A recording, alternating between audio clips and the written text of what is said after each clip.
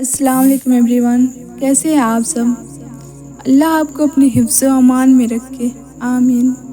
انسان کا دل کتنا بھی دکھا ہوا کیوں نہ ہو، لیکن اپنے دکھی ہونے کا مطلب یہ ہرگز نہیں ہوتا کہ اپنے پیاروں کے چہرے سے بھی مسکراہٹیں چھین لی جائے۔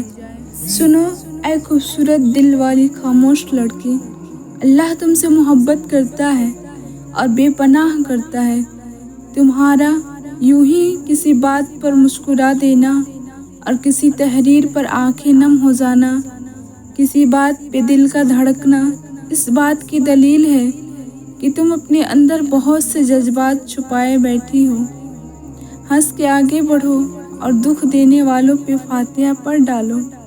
تم شہزادی ہو اور شہزادیاں کبھی ہار نہیں مانتی، اور وہ تمہیں تمہاری خواہشات سے زیادہ دینے والا ہے۔ بس چلتے جاؤ اس کی راہ میں، کیونکہ منزل بہت خوبصورت ہے۔ جو اللہ کو ہم سفر بنا لیتے ہیں انہیں سفر کبھی خوف زدہ نہیں کرتا، اور جو اللہ سے جڑ جاتے ہیں انہیں کوئی توڑ نہیں سکتا۔ جو دعائیں اللہ کے سپرد کر دی جاتی ہیں ان کے مکمل ہونے کا کوئی موڑ نہیں سکتا، اس لیے اللہ سے تعلق مضبوط کیجیے۔ کبھی دیکھا ہے کسی ماں نے اپنے بچے کو گھوپ اندھیرے میں چھوڑ دیا ہو؟ کبھی نہیں نا؟ تو پھر وہ اللہ جس کی رحمت کی کوئی حد نہیں، وہ کیسے تمہیں چھوڑ سکتا ہے؟ یقین، توکل، راضی رہنا سیکھو۔ ہمارے معاملات ہمارے ہاتھ میں نہیں ہوتے، مگر اطمینان رکھے جس کے ہاتھ میں ہوتے ہیں وہ بڑا رحیم اور کریم ہے۔ زندگی میں دکھ جس شدت کا بھی ہو، اللہ نے آپ کو آپ کے حصے کا سکھ بھی ضرور دینا ہے۔ آپ کا حساب کتاب شاید غلط ہو جائے، لیکن اس کے پاس سارا حساب کتاب بالکل اپنی اصل حالت میں موجود ہے۔ وہ اگر دکھ سے گزار رہا ہے تو سکھ بھی اس کے در سے ہی ملے گا۔ زرد پتے جہاں سے اترتے ہیں سبز پتے وہیں سے نکلے گا انشاءاللہ۔ لوگوں کے ہاتھوں میں آپ کا نصیب نہیں ہوتا۔ جنت وہ آپ کے مالک نہیں ہے، وہ آپ کے رازق نہیں ہے، انہوں نے آپ کو تکلیف نہیں کیا ہے۔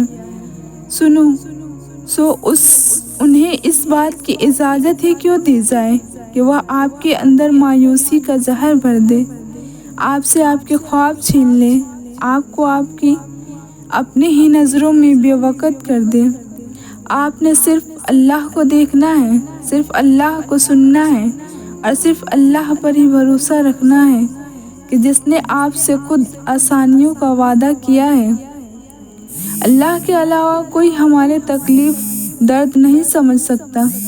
لوگ ہمارا رونا ایک حد تک برداشت کرتے ہیں اور پھر تنگ آ جاتے ہیں۔ لوگ ہمیں صرف نارمل دیکھنا چاہتے ہیں۔ اللہ کے سوا کوئی نہیں سمجھ سکتا کہ ہم کیا محسوس کر رہے ہیں، کیا گزر رہی ہے۔ اللہ کے سوا کسی کے سامنے اپنے دکھ غم بتانا سراسر بے وقوفی ہے، کیونکہ اس بھاگتی زندگی میں کسی کے پاس اتنا وقت نہیں ہے کہ وہ ہماری تکلیف سنے، اس کو محسوس کرے۔ جس کو وہ اپنی جانب لانے کا ارادہ کر لیتا ہے اس کو پھر اس کی نصیب کے ڈور میں الجھا دیتا ہے۔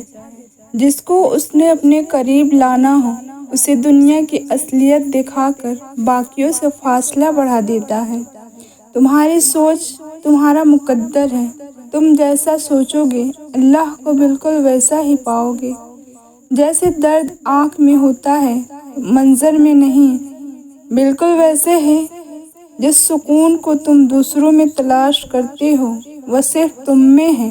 ابھی تمہیں لگ رہا ہوگا جیسے کوئی بھی چیز تمہیں خوش نہیں کر پائے گی، جیسے اب کبھی بھی زندگی کی طرف دوبارہ لوٹ کر نہیں آؤ گے، مگر یہ حقیقت نہیں ہے۔ تم ایسا اس لیے سوچتے ہو کیونکہ تم ابھی تکلیف میں ہو۔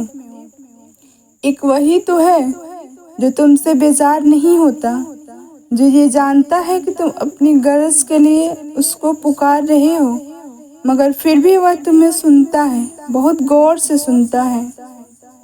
وہ جس کو چاہتا ہے اپنی جانب موڑ لیتا ہے چپ چاپ، اور کسی کو خبر بھی نہیں ہوتی۔